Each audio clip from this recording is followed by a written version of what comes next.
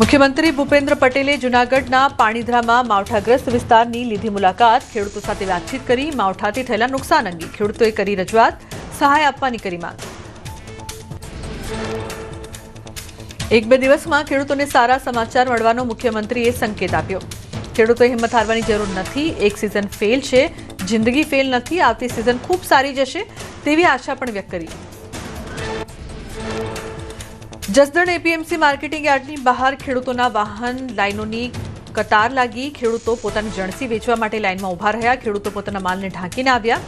ખેડૂતોને ખેતરમાં બચેલો પાક લઈ જણસી એપીએમસી માર્કેટિંગમાં પહોંચ્યા।